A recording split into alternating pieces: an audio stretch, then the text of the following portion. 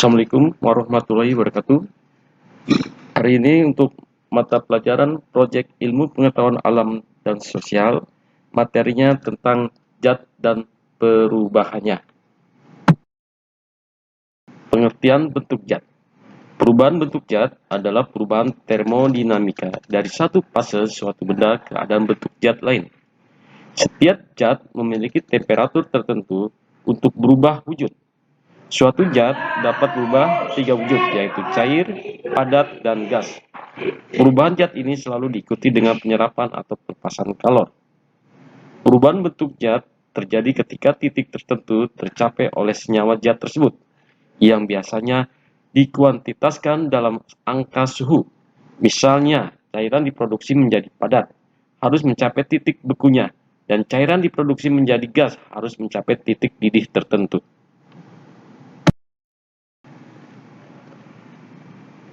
Perubahan bentuk zat digolongkan menjadi beberapa bagian.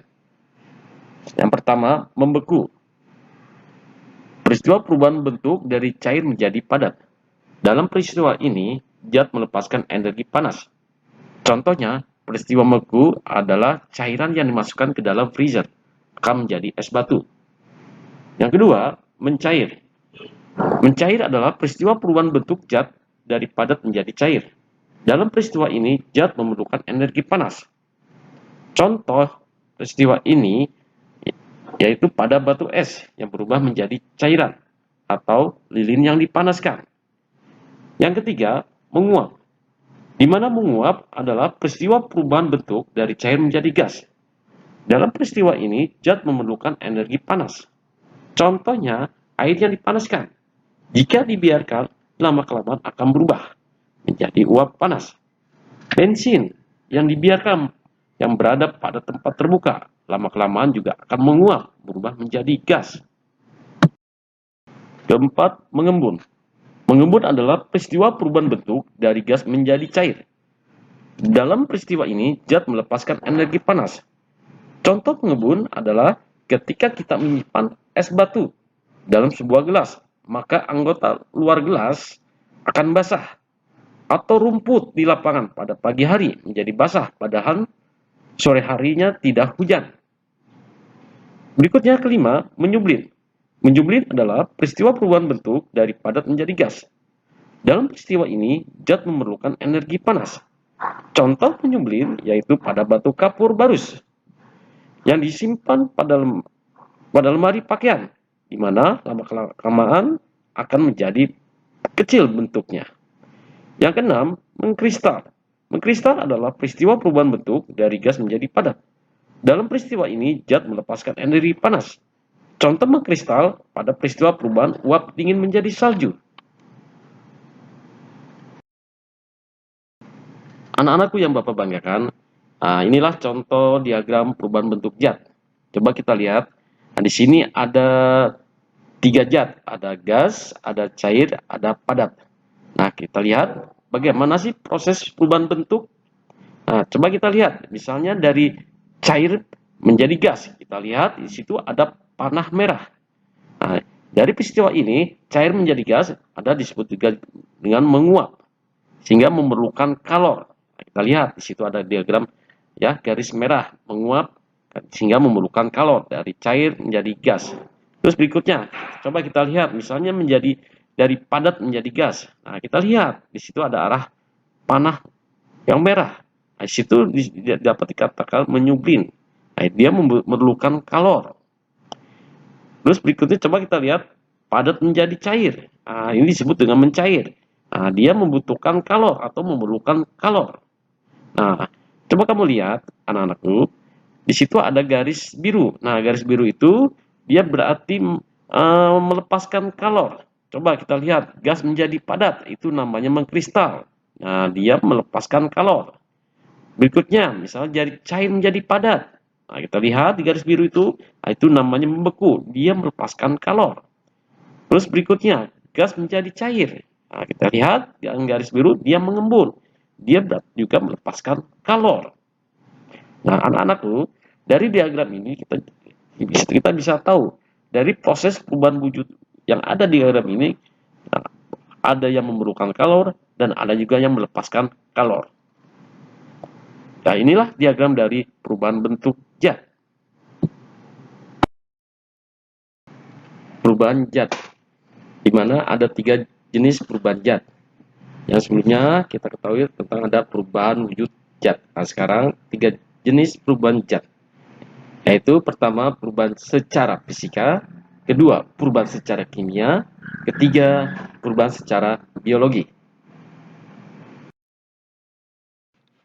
Perubahan secara fisika. Perubahan secara fisika adalah perubahan bentuk suatu benda menjadi bentuk lain, tetapi masih memiliki sifat yang sama dan dapat bentuk semula. Contohnya, air menjadi es, gula larut dalam air, garam larut dalam air, lilin yang mencair, dan contoh yang lainnya memanaskan air, dan lain-lainnya. Semua contoh di atas tidak mengalami perubahan zat baru. Air yang menjadi es dapat dikembalikan lagi menjadi air. Larutan gula dan garam dapat diperoleh kembali dengan dipanaskan sampai airnya menguap dan tersisa butiran gula dan garam. Air yang dipanaskan akan menguap dan akan kembali menjadi air ketika di pagi hari yang saat itu mengembun. Perubahan secara kimia. Perubahan secara kimia adalah perubahan bentuk suatu benda menjadi bentuk lain, tetapi masih memiliki sifat yang sama, dan perubahannya tidak dapat dikembalikan ke bentuk semula.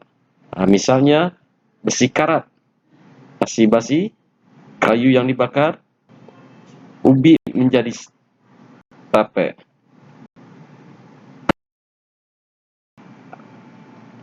Perubahan secara biologi. Perubahan secara biologi adalah perubahan bentuk suatu benda yang terbentuk dengan mengandalkan bantuan dari makhluk hidup. Contohnya, pelapukan pada batu. Nah, itu disebabkan karena oleh lumut.